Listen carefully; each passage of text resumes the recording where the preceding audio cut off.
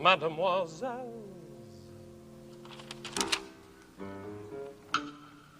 you and me, pal. Second bottle, she looks for me. Bonnet flapping, yapping, roof, chicken, pastry.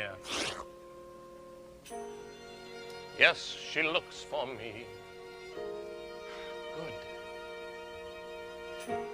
Let her look for me to tell me why she left me, as I always knew she would. I had thought she understood. They have never understood, and no reason that they should. But if anybody could,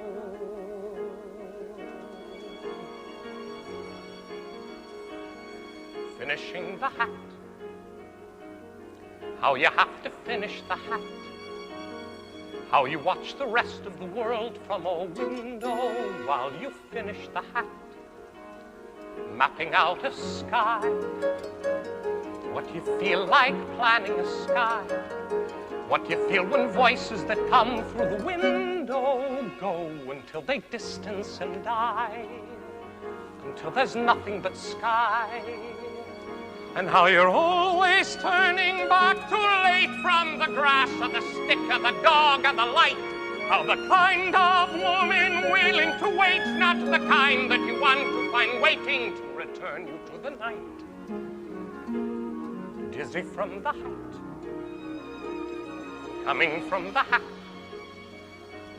studying the hat, entering the world of the hat. Reach through the world of the hat like a window, back to this one from that, studying the face,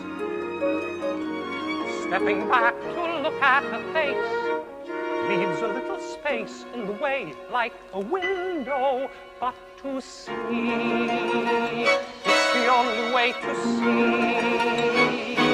And when the woman that you wanted goes, you can say to yourself, well, I did what I did, but the woman who won't wait for you knows that however you live, there's a part of you always standing by, mapping out the sky,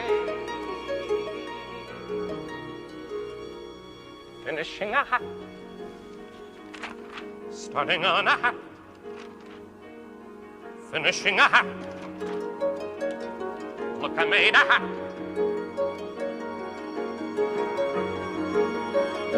Where there never was a hat.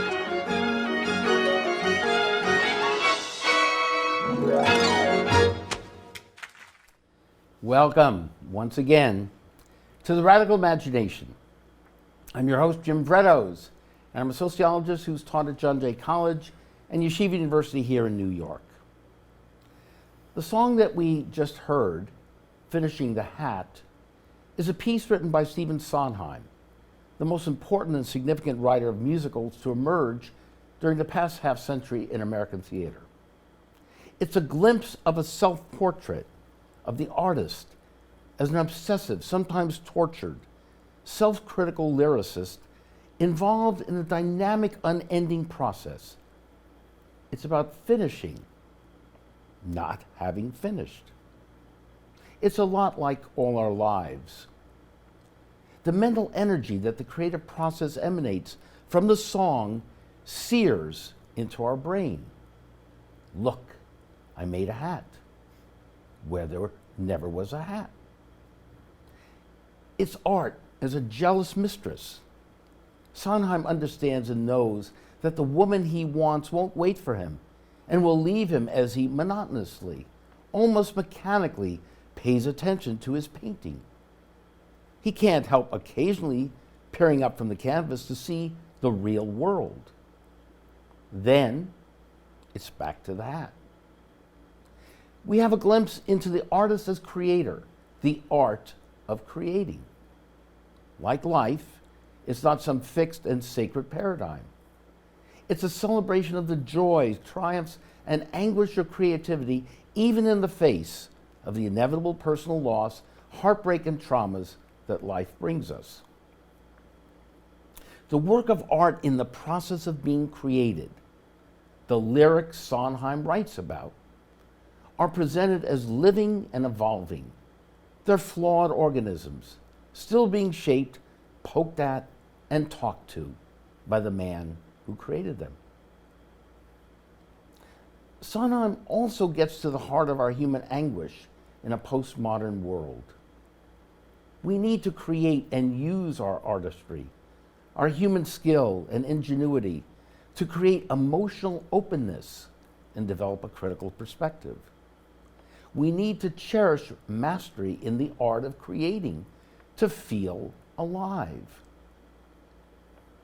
Sondheim puts it this way in his work, Being Alive. Somebody need me too much. Somebody know me too well. Somebody pull me up short and put me through hell.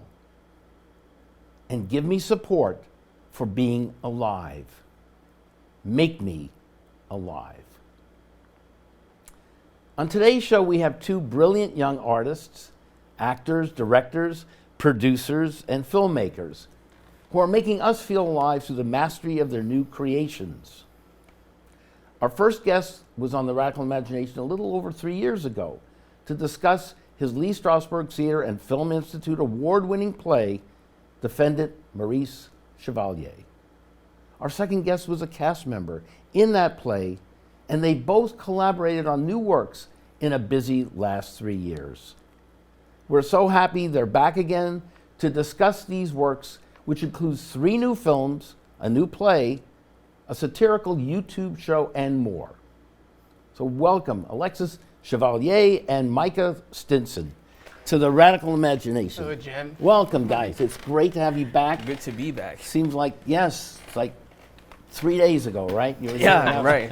Like yesterday even. Yesterday, yes. And so tell our audience a little bit about what you've been doing the last 3 years, how you get started on this. I know I met you, I saw you in that terrific play that you directed and produced, created, about your great-granduncle, correct? I was just the writer of it. I didn't direct it. Well, you did produce it. You did produce, okay. But anyway, yes. I mean, so it's been going like from there. Like I went on to write a second play, of course. Okay. Also about Maurice Chevalier. And Duke Ellington? And Duke Ellington. I was working in collaboration with Duke Ellington's granddaughter. Yeah. Okay. Yeah. And that's called what again now? Parisian Blues Fantasy. So, yeah, that's about their friendship because, I don't know if you know about that, but Maurice Chevalier and Duke Ellington became very good friends as Maurice Chevalier was going to perform on Broadway. And he was going to have a jazz band with him. But Really? Turns out he went to Harlem to the Cotton Club and heard Ellington play. So then he told the producers, I want these guys. I want these guys on the show. Yeah, but on his show? Yeah, on his show on And Broadway. what year was that, just for our audience? 1933. So we're talking I early believe, 30s. Yes. And The but Harlem Chevalier, Renaissance. Chevalier insisted that it would be this guy, but so he insisted, and to the point where it was like, if it's not Duke Ellington and his band, I'm not doing the show. So they had to say yes. So that makes it the first black band to play on Broadway, also. Really? Yeah. So your granduncle had a lot to say and do about that, and we'll get into more political ramifications. So was he political in that sense, or he just loved great music? just like the guy in the music, like nothing political about it. It turns out it became the first black band on Broadway, but you'd rather him play than another white band. That's just how it is. So you have this powerful influence in your background. So, and Micah, how did you get involved with all of this? You were in the play 3 years ago as well, right? Yeah, I had a small part, and then I also helped produce. And we realized that we work well together. I also do some writing, so we said let's make some films and write some stuff and see what happens. And don't here be we shy. are, So you're 3 films later, and 3 films later, you yeah. collaborate on it. We're going to go talk about each of them. Yeah. Okay. And this play as well you're involved in, and then a satirical YouTube Yes. piece at will. So there's a lot to cover. So you're part of this terrific musical artistic tradition, and that's what I felt I wanted to start the show with is the art of creating, and the making of the hat, the making of your plays, the making of the film. So let's turn to the first film, perhaps. All right. Okay. All right. This what's the name of it now? This is not the truth. This is not the truth. It's- Yeah. All right. This is not the truth. But this is the film, though. This is the film. This is the film. I right. mean, this is the truth. Are we even sure about that? No, let's not get too existential here. All right. Oh, yeah. This is reality here. Yeah. And so let's see a short clip from this. Okay.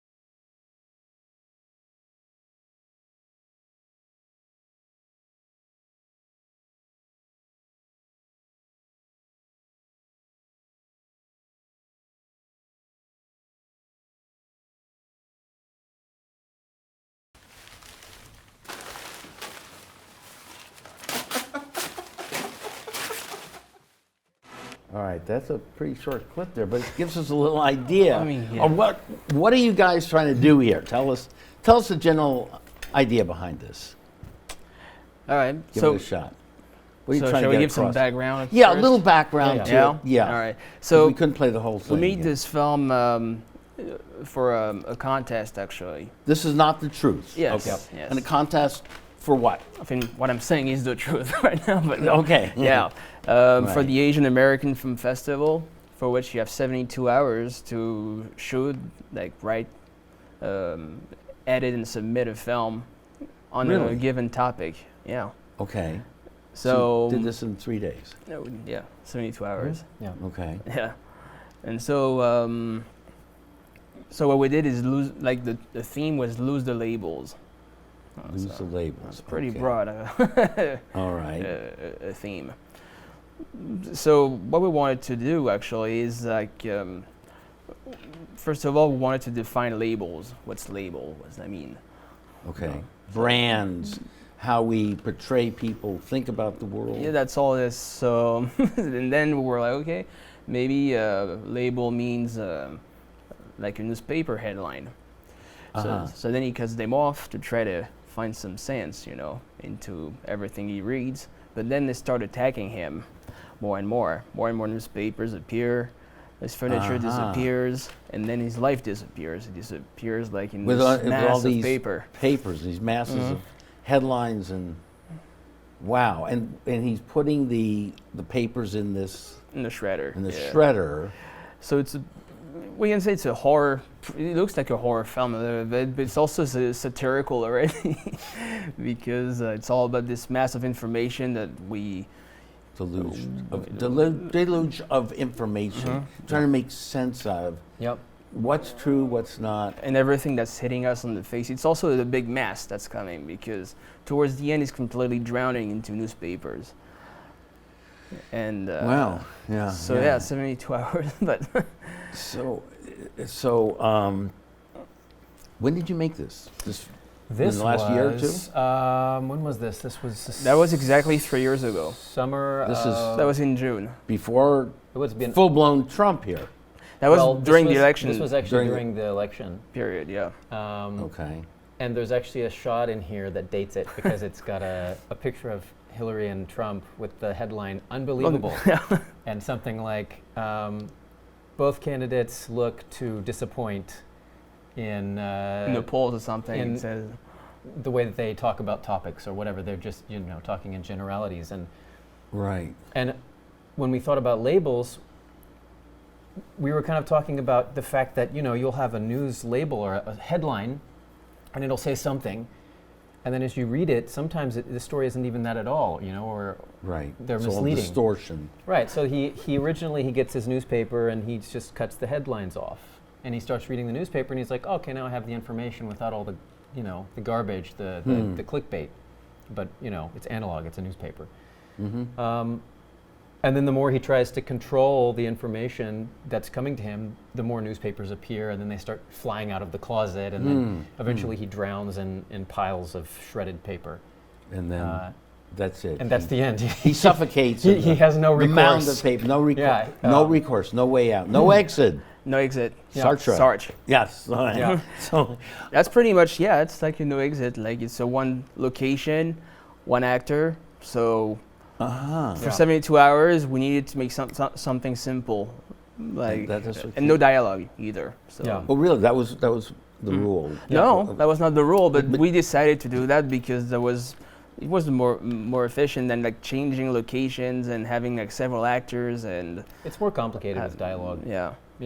It's he has there's sound there, so like at the end of the film he's kind of going nuts and he's laughing to himself and crying and ha ha, but there's no one to speak to. It's like he's alone in this deluge of information, and there's so much of it that he can't handle it. What's the picture thing about the pipe? Oh, that was This is Magritte, René Magritte, a Belgian surrealistic painter. I see. So he painted a pipe and he wrote underneath, "This is not a pipe," and that's how I came up with "This is not the truth" about the newspapers, like a little reference. How did you feel creating this? Was it? I mean, I know a little like Sondheim there. yeah. Yeah. It was so Make the hat. There was, because it's so time constrained. There's of course several times during the process where you're like, yeah, this is not happening. There's no way we can get this done. I think we stayed up all night Right. wrestling with the actual story. Yeah. And didn't have a story until about 6 or 8 in the morning. Yeah. Tell us a little about how you collaborate, because I've co-authored a couple books and done several articles with people. How did you work together? How does that? Tell us a little about that creative process, that interaction, that dialogue between the two of you. So actually, Arguing, getting angry. Or no, actually, it worked pretty well. We don't. No, we're very calmly. Okay. You're a calm guy. We don't have to argue. You save We don't have the dramatics for the screen. Yes, exactly. What were one or two of the areas that you were grappling with and how to present it during that night there that you were? Well, one of the hardest things when you're doing a project like this, and of course there's a time limit, it had to be under 5 minutes, is the temptation to always complicate things. So of course your first 5 hours of ideas that evening are all way too complicated to realistically pull off. Yeah, we must have come with like 3 concepts, and they were like, it's too complicated. Yeah. Or Simpler, So you're better. just always making it simpler. Sondheim too. Yeah. There you go. So it was a good exercise in that way because we had to come up with something simple, and ultimately it wound up being a collaboration of our conglomeration of a couple of our ideas. He had the painting, and something disappeared. The furniture. It feels like this was satisfying for you. I mean, It was. I think it might be our Yeah. favorite of the 3. Yeah. Really? Yeah. Okay. It is for Yeah, me. it even works Why? now. Why? I think that unfortunately, in the times we're living in, it's still going to be something relevant in 20 years or 30 years from now, unless the system or the internet and whatever media we have is changing. And like, it's still going to be a mass of information. It's always going to be immediacy. We need to know everything, and actually we know nothing at the same time of what's happening as it's happening. So, and that can drive people crazy. It drives me crazy. It does. Yeah. Actually, so Okay. what's interesting also is it was an Asian American film festival, so our requirements were that our lead actor needs to be Asian. He needs to be because it's an Asian film festival, and a crew member, at least one crew member, needed to be Asian also. This was in the United States? Yes, The yes, film festival. in New York. Yeah, Yes. New York. New York, okay. Yes. And so we had this gentleman, Chang, Cheng Liu, by the way, if he's watching us, hi. Hi, Chang. Okay. You're terrific. And he's great. Yeah. And so Cheng actually was the sound designer in the play that you saw. Right. And was our good friend, wanted to get into acting. So we're like, okay, well, we've Yeah, got you this. felt We've got this happening. So you're going to be our actor. And he was able to really give the little bit we saw. You got terrified. I mean, he really does a great portrayed job. that. Yeah. And in the end, he just goes completely mad, and it's I almost felt like he was going to go in the shredder there. Well, actually, he probably was. Maybe he did. Or maybe that was not literally. But the crazy moment at the end was he improvised it actually, and we just kept rolling, and it worked. That was the ending. Okay. We had a different ending at the beginning. So anyway, what's interesting is that in a festival like this, actually, lose the labels that you could have tackled the issues of racism, etc. And we didn't quite do that. But we put an Asian actor into a story that could have been played by anybody, because I think this is a universal kind of story. The mass media, etc. Anybody could relate to that. All over the world. Yes. Yeah. Now the second one we'll look at is called An American Fable. Yes. Okay. Now you want to give us a little bit of a background while we set this up on that. This is the second one. This is actually the third one. The third one that we did together. Over the last. Okay. And this is do you want to tell us if it was your least favorite or well? I like them all in different ways. You like the different ways. This Okay. one, I feel like it was very ambitious. In what way? We had What are you trying to do? 4 actors. Okay. We had a scene around the table, which is really hard to shoot. There were a lot of thematic things. It's kind of an allegory, so there's a lot of unspoken things. I think if I had to do it again, I would get somebody professionally to help with the costuming, and that would have made things clearer, and maybe some specifically placed props that would have visually made some of the themes a little clearer that I didn't have time to get into the dialogue or the specific actions of the characters. Now you wrote this too. This one, That's his. This is yours. This one was all, I wrote this one, he helped me work it. I directed Tweak this it. one and produced this one, and then he's starring in this one. Sorry, with a love interest, I think too, Yes. right? Well, there's a couple Only girls. staring, yeah. Oh, okay. But now, so what was in your head here, in your desire to create what? How was this? Well, it's centered around the holiday of Thanksgiving. We actually shot it during the Thanksgiving holiday. Mm-hmm. And I wanted to explore archetypes and stereotypes and the sort of the tyranny that can take place when you get stuck in these.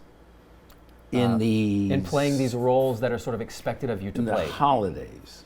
Roles during holidays, or any maybe the role that a husband feels like he has to play, or a wife feels before. that she has to play, or a brother feels that he has to play. Just these expected roles, archetypal roles that we get placed into because of circumstance, or because of how we look, or because of how we fit, and how tyrannical that can be individually to the person who's That's an found interesting himself. choice of words, tyrannical. Yeah. And how phony. Yeah, in a and there's sense, and too. oftentimes there's no real culprit per se. It's just It's what's it's like a expected. perpetuating unstoppable death machine, I guess. And again, maybe no exit, or is there a way out of this? So there was breaking through the stereotypes. We did have an exit in this one. A good. bit. And it was through an allegorical death of self, and then he comes back to life in the end. Redemption. Yeah, sort of a redemptive theme. Okay. Again, this one is surrealistic, so there's some things that are a little weird. But I think the overall mood of just like underlying discomfort, I think we did that really well. Yeah, like there's a good amount of tension in this one. Yeah, well, there's enough tension pretty in the other tense. one too, but a different kind. So it's an American fable too, but it could be universal too, as Well, yeah, you could be in France here and it could be in France. feel Yeah, the same Yeah. sort of- for sure. Well, let's try and put this on here and watch a couple minutes of this. American Fable. Oh, what fine craftsmanship! Darling, our new friend has been showing us his powerful tool. Presents all around. We thought it would be quite arresting if he could demonstrate it for us. Unless you'd rather use yours. I'm not sure that would produce an entirely desirable affectation. The word overkill comes to mind. Did you know that by 1941, the American turkey had almost become extinct in the wild? Why is that? Destruction of its natural habitat. Wouldn't you like to know how the turkey survived to become a staple of the American holiday cuisine? My ears are simply ringing. Domestication. Darling, shall I get some more wood for the fire while you regale our friend here with tales of domestication of the American wild? Would you? It's simply frigid. Seems like your paraphernalia has malfunctioned, friend. I don't understand. This has never happened before. Pretty broken sword. Can I go fix it? Fine.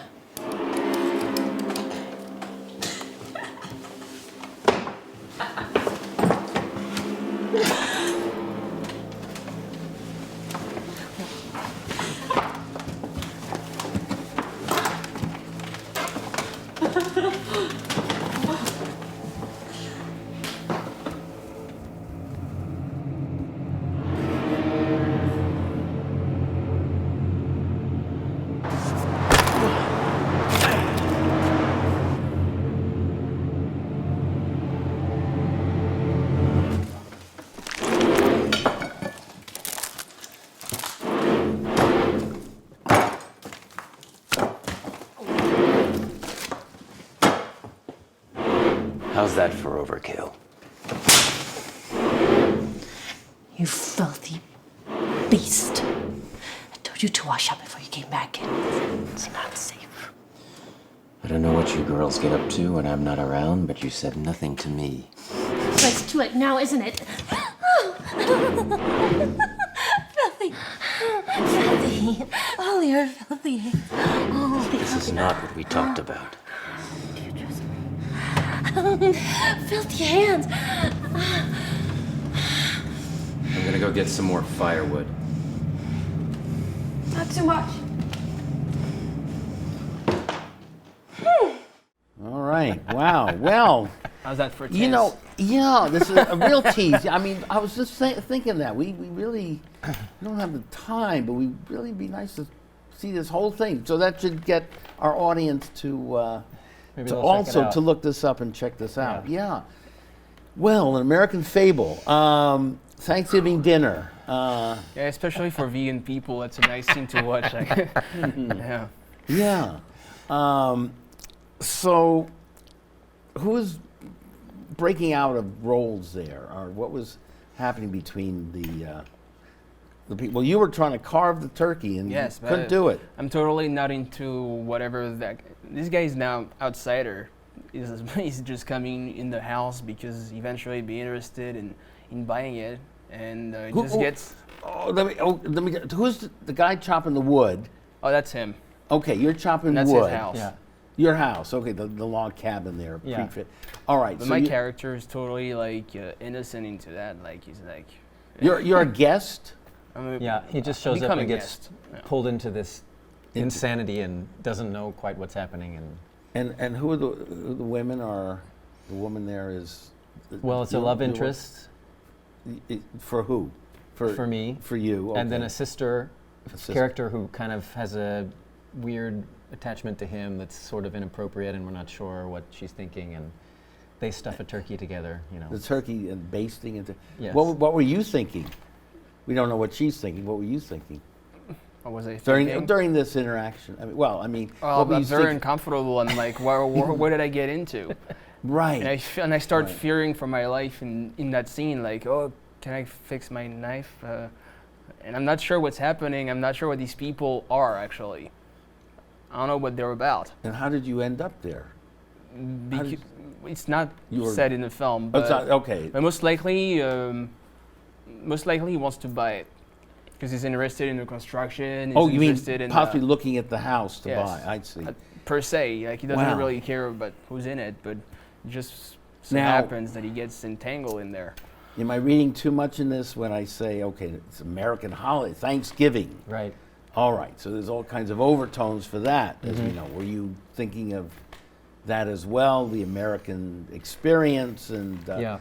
the lies, the distortion, the violence? I don't know. You tell me. Well, we also use the turkey. There's a line she says there, and it's but she's talking about the American turkey and the fact that it became a staple because they were able to domesticate it. And she's kind of throwing that back at him, like, I'm going to domesticate you.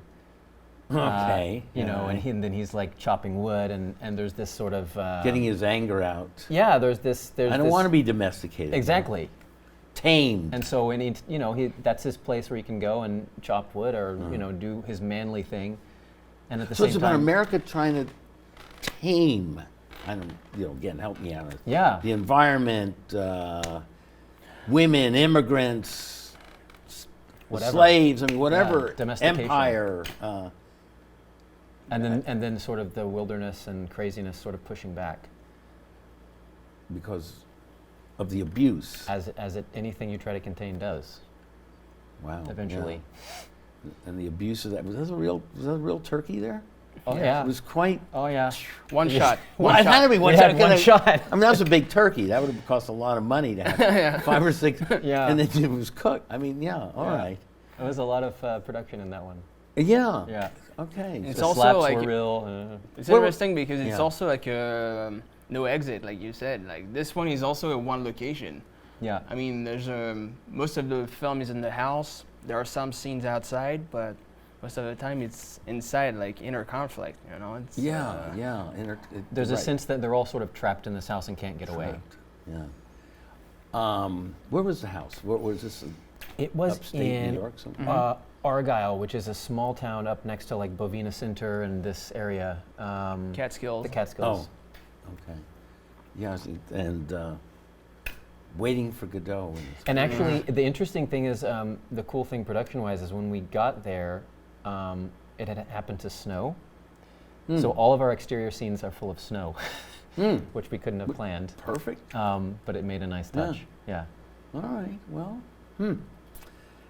Okay. All right. Well, let's turn to Queen of Hearts now. All right. Now there's a we're not in winter here. At least the scene we're going to show is out on the beach, which, as we were saying before, is the beach that Jim Carrey's movie.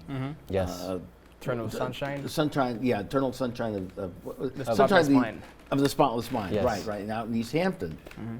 So let's try this one too. Okay. Queen of Hearts.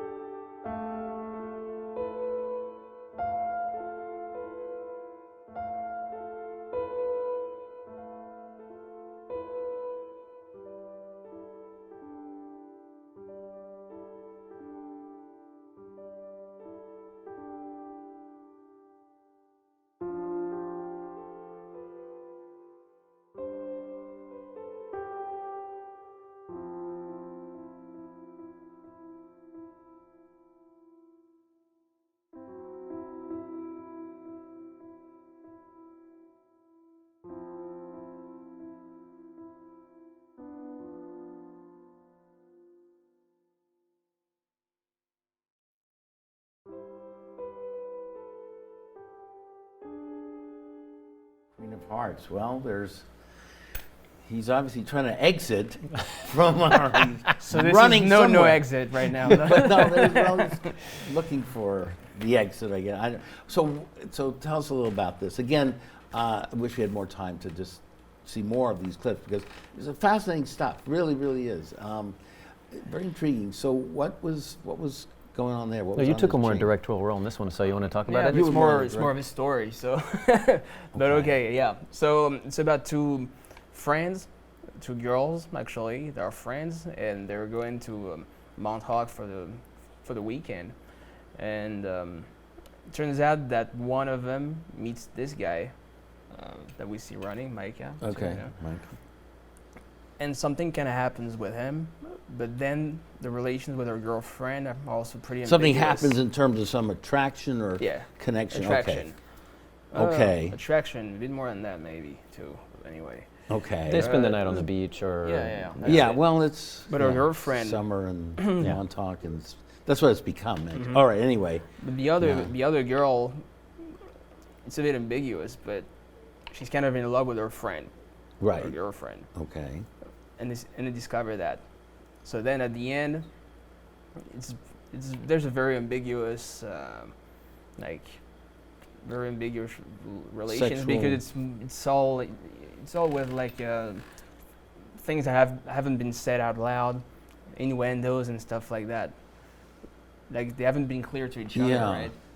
yeah, it's a discussion of what's. The openness that I opened with Sondheim, talking Yeah. about the emotional openness and how in this postmodern world it's so difficult.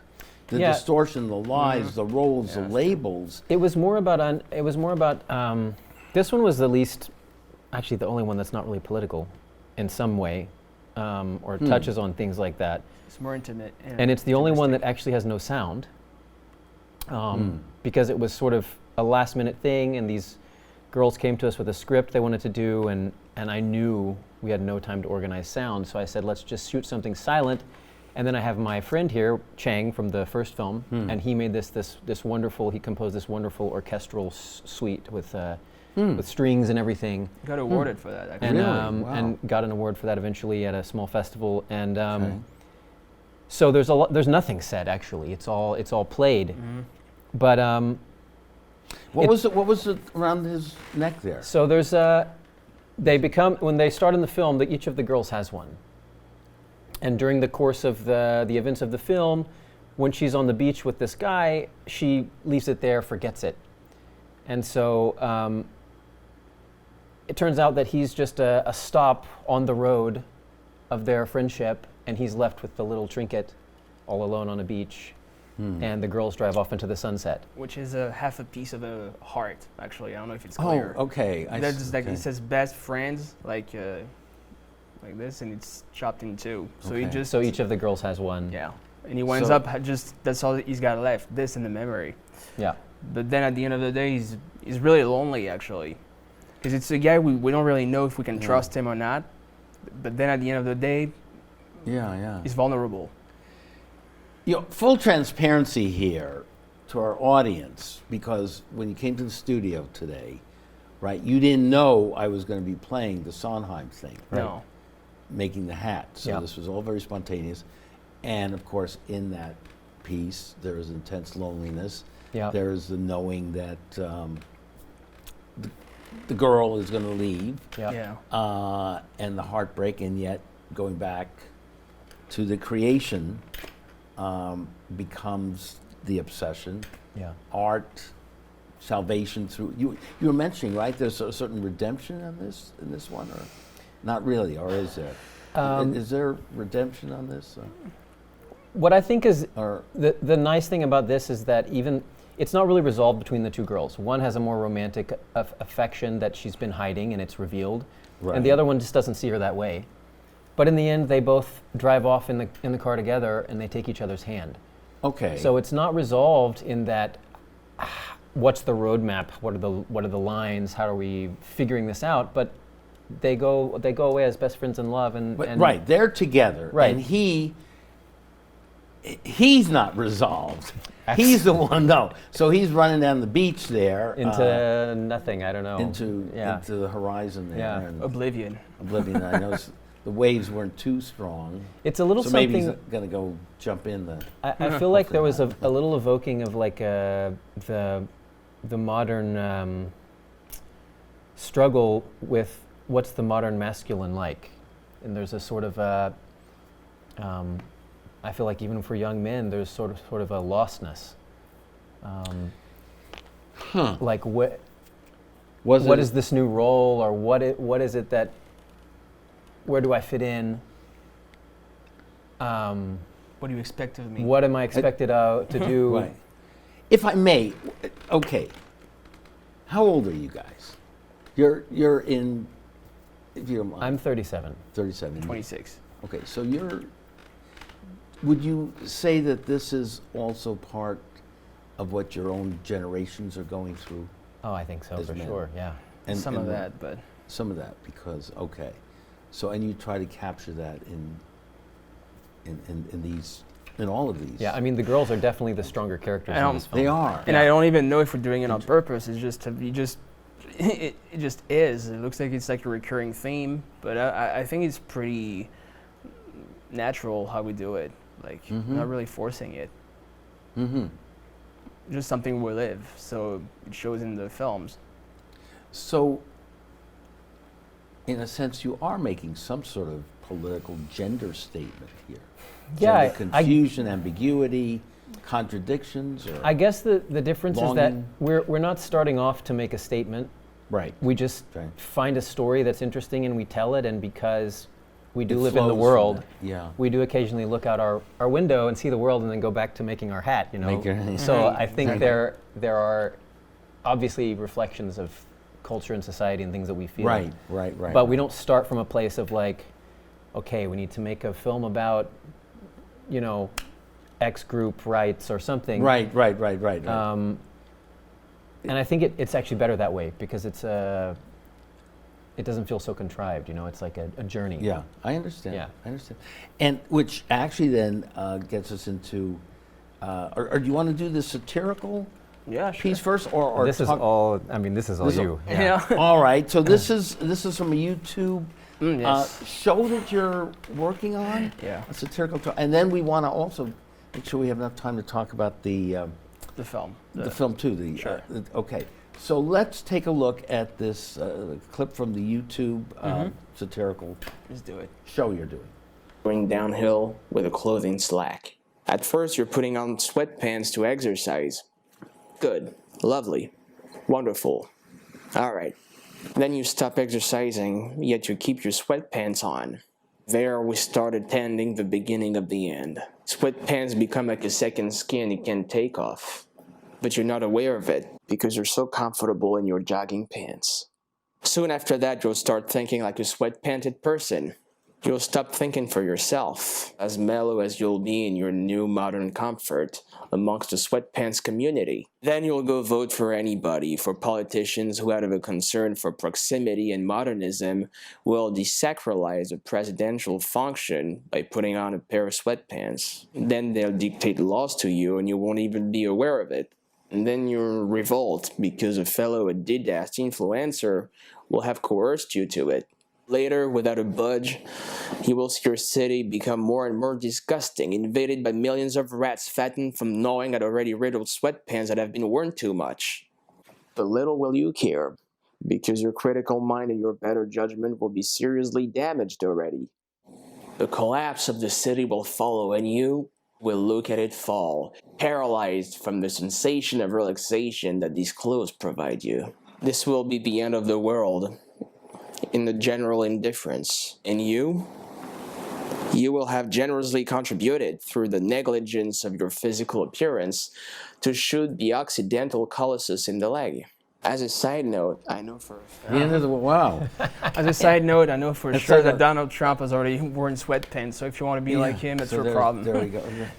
And now I noticed there's this old typewriter there, and then there's a dartboard with a hat on. Yeah, So every- what was that about? That was just. That's the set for this character. You know, it's a YouTube show, and every week there's something different on the typewriter and on the dartboard. So you're doing this, and people can go to this, right? Yeah. So I Okay, have- so tell us how our audience can see this. Well, it's called Decadandy Official. Decadandy, okay.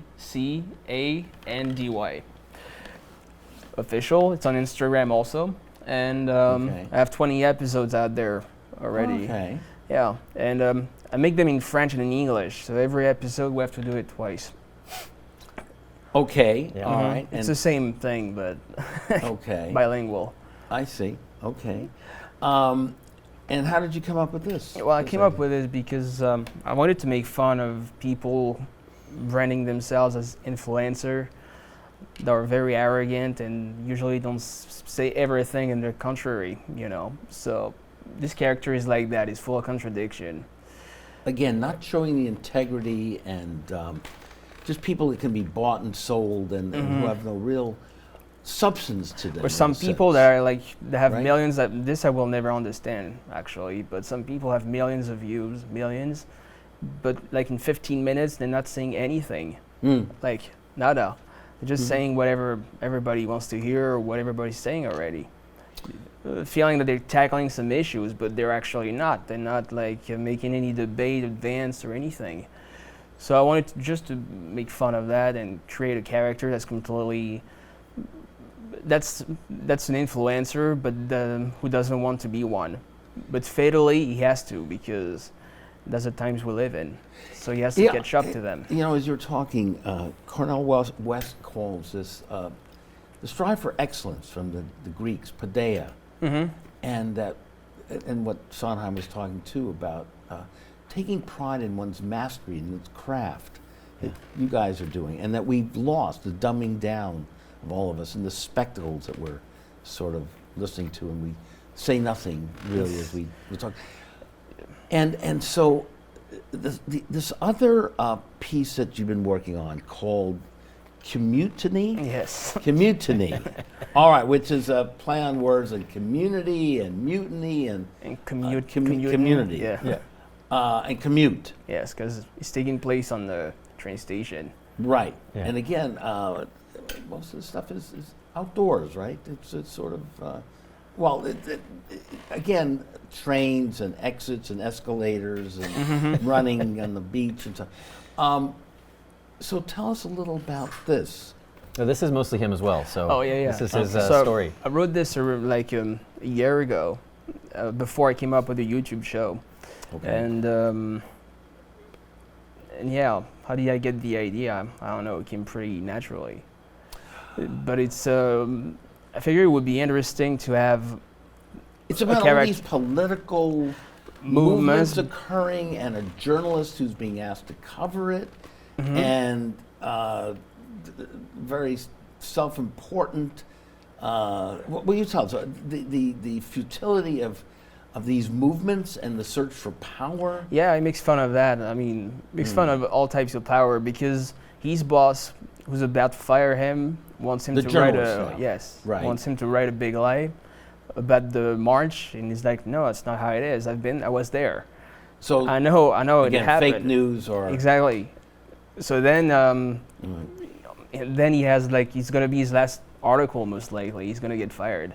But then he meets all these people on the street that makes him even more cynical, like disillusioned. Because why? All these people fighting for causes, what? Also don't know what they're talking about? Yeah, or- that's it. They're like in that film, like none of the causes actually exist. It's a parody of like causes. You mean the problems exist? But Yeah, I mean, the causes aren't what, up to the solutions, or yeah, or they're I mean, unsolvable? Yeah, or I mean, it's what? it's completely like it's absurd causes technically. Absurd. Like some are going on a hunger strike to protest the cruel treatment of grains and seeds because they feel like it's making fun of vegan people again, I guess. And some other Speaking in front of who now? of vegan people. Okay. Yeah, totally. Yeah. Okay. Well, Without saying it, but I said it, so whatever. what do you think, Mike? I think, to me, when I read it, it really takes a discussion into what's the purpose behind a movement, and are people just looking for something to make their life feel meaningful, or are they really understanding what it is they're trying to do? So It's a you great have point. So Great you have point. you have the main antagonist in the film. They're like for turtlenecked, big sunglasses, people's rights. Right. You know, and so he took something Right. that no one's actually fighting for right now, but just to illustrate the fact that could- all Could these be peop- anything. Could happen, and actually. the only thing that they're insisting to him is like, you should speak to us how we want to be spoken to, and you know, behave how we want you to behave because we're wearing turtlenecks and big sunglasses, you know, and I think that's where it becomes a sort of a difficult struggle. You know, you want to fight for everybody to have some sort of fairness, and you want to, but ultimately, everybody's disadvantaged in some way. So, when does pushing so hard then push past goodness and become again unfairness on the other side? Self-serving Right. and over the top, and Right. these are And so in the end, they wind up Certification. accidentally pushing him over into the train, and he gets run over and No, exit. because it's he like ends up. The journalist ends up he gets hit by a train. hit yeah. by a train as he goes down this escalator, and Yeah, because they're like, hey, no, but you're wearing big glasses like us. Why don't you want to talk to us that eyes? So and he's getting annoyed and he breaks his glasses he and throws then his he breaks gets, the glasses and loses his way. and then he doesn't Yeah. see and then he gets hit by a train. pretty dark stuff. Yeah, right. Okay. But you know, it's supposed to be a comedy. It's not supposed like it's a dark comedy, but Right. it's not But supposed it's- to be taken seriously. Gosh, the last minute or two we have here. Oh, wow. Again, to close it off with how we started. How would you compare? And we only got a minute or two. With Sondheim's art of creating. I 'Cause think that's what you guys are doing. I think what that's you're living that's for. always the struggle is, of course you want to comment on these things, but if you become too entangled with them, you lose yourself as an artist. And really, a true artist just focuses on their hat, right? And you want to help and you want to comment, but art for art's at sake. some point you can get sucked in and you're pushing people off of train platforms, and what are you doing? Yeah, art for art's sake, but not only. It's always nice if there's a commentary too, you know. But like not a strong like position thing. Like that's how I think, and if you don't think like me, then get You're out. still making. You're not afraid of making some of the political statements, as you did in your previous play that we. Exactly. Well, you know, what's funny is that the Maurice Chevalier struggle in the play is a bit the same as this guy Right. in Community, because Maurice Chevalier, like, no, I want him for me, and the Nazis, no, I want him for me, and the Resistance, now he's mine, da, da, da. And then this Yeah. guy, Marcus, the main character, is a bit like goes through the same conflict. And our conflict is we run out of time here. No exit. So listen, it has No been exit. great to have you guys here. Really love your stuff. We Pleasure. have our audience follow you. Sure. We're going to end with Maurice Chevalier and Frank Sinatra. I Love Paris. Beautiful. Him and his hat. Him in his hat. Thank you very much. See you next week on The Radical Imagination. This is Jim Vrettos. Get some nostalgia. I love Paris in the springtime. I love Paris in the fall. I love Paris in the winter when it drizzles. I love Paris in the summer when it sizzles.